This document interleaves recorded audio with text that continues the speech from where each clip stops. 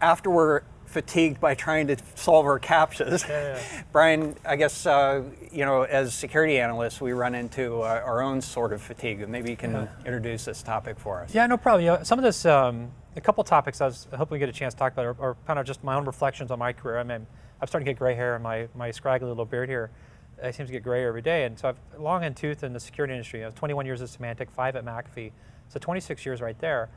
And I've built a lot of products, or worked on teams that built a lot of products over the years, and every one of those products has spit out alerts. And when you're building a product, you're thinking, hey, I've got a dedicated human that's just looking at my product's alerts, and that's all they ever do. But that's not the case, right? Security analysts are looking at 20 to 30 products. They're all spitting out alerts, and it's created this syndrome that's out there today called alert fatigue. And we've built products that also spit out alerts to try to deal with the alert fatigue, right? The whole part of the whole reason why SIMs are around, is to gather all these alerts from all these other products, try to make sense of those, and then send you new alerts that relate to all those other alerts. And so this issue of alert fatigue is just something that we spend a lot of time at, trying to solve from an industry perspective. And it's getting crazy. I mean, Ponemon did a study at the end of last year where they went out to about 100 enterprises and looked at how many alerts do you get on a weekly basis? How many alerts do you actually look at on a weekly basis? And this was important because, one of the large retail breaches that occurred a couple of years ago, about a year and a half ago, they actually received alerts of the malware that compromised their point of sale machines, but they didn't do anything about it. Right. Why? Well, it goes back to the subject of this Ponemon study, which is that, hey, on average, the companies in this study received about 17,000 alerts a week. Of the 17,000, only 20% of them were deemed reliable, meaning they'd written their own correlation rules and other things to weed out 80%. And of the 20%, only 4% of the overall total ever actually got looked at by a human. So they're having to play a little bit of a gambling game, a little bit of a dangerous game here of picking out all these alerts I'm getting, which are the ones I'm really going to have humans go look at. Why? I've only got a few humans. Some of my experience tells me these alerts are more meaningful than others. But as we've seen in the news, unfortunately, is that a lot of those alerts that are real, that are getting through and nobody's doing anything about it. So that's kind of this alert fatigue, and to what extent you guys see this. And I think you're absolutely right. It's sort of an analogy, and I think I've used this analogy before. It's kind of like looking for your keys under the light, because you dropped your keys over there somewhere else. Those are the tough alerts, right? The ones that are probably meaningful, but you don't know what to do about it.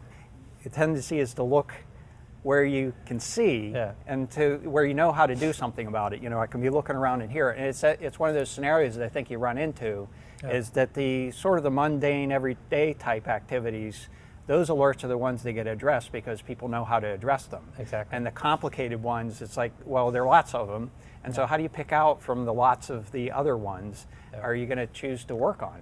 And it's exactly as you said. And so I think we should work together, because I think there are two areas. For example, one of the things that we see today is it's not just alerts, it's like reports. There's this threat report, that threat report, there's a threat news article. And absorbing all of that, that's even another challenge that creates its own sort of fatigue. How do you manage it? It really requires some human interaction associated with it. And then as we dig into the alert management itself, it becomes, well, do we really have 1,000 problems here, or is it really 5 problems?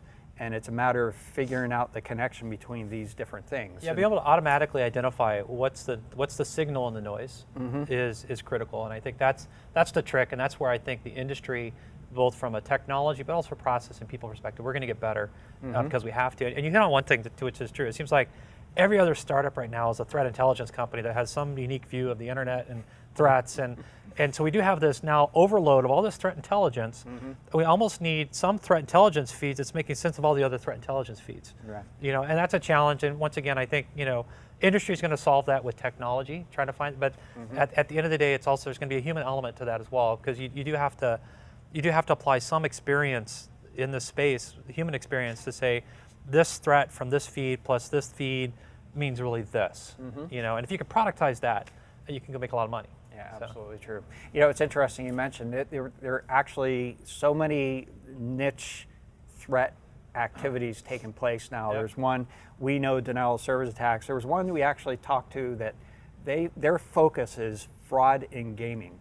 Yeah, okay. Just game fraud, theft of identity, gaming credentials, and it's like you can actually build a business out of that. Well, that's funny. So there's actually a company in China named Kingsoft that makes an online game there, very popular. They built their own antivirus company just because their gamers were getting hacked for their credentials. Yeah. So they built an antivirus product that they sold to their existing users of their product with the sole intent of just protecting their game. But it's that same relationship. As I've got these gamers, they spend all their lives and have this digital currency that's worth real money for some people, and protecting it's very important. So Yeah, that's good. So it's a little tangential, but even just evaluating threat intelligence companies, one of the very important and subtle things to dig into and understand is what is their niche? How are they learning about the threat intelligence? Are they gaining it from a number of external sources and sort of bringing things together? Or sometimes they have certain technical capabilities that really contribute to their inputs, and really getting a handle or an appreciation for where they fit in and how it applies to your organization. That's right. I think is very important. So yeah, and just one other point on that. I mean, I think there's this notion of a detection bias, which is a lot of these alerts, going back to the other topic, alert fatigue, a lot of these alerts you're getting are from security products that knew to send you an alert. So, they're not sending you alerts obviously on things they don't know to alert about. And so when you go back to threat intelligence feeds and trying to analyze which ones are more important than others, which ones are more valuable, is understanding the source is critical. And is that unfiltered, for example, network data that's built off of, or is it coming through filtered firewalls and IPSs, in which case you're missing some of the context possibly that was there originally, And so, like I said, there's a bunch of these little threat intelligence vendors that are all looking at different ways of differentiating and being unique, but understanding the base of that is very critical. So I totally agree. yeah, Damballa was really one of the groundbreakers in this whole area. Started out with DNS analysis and getting some real insights in how botnets were operating in ways that most other organizations really had no insight into. So absolutely. I mean, understanding that unfiltered data, and then using that for whatever secret sauce as a company, Damballa and others that you use, I think is critical. Yeah, so very cool. Yeah.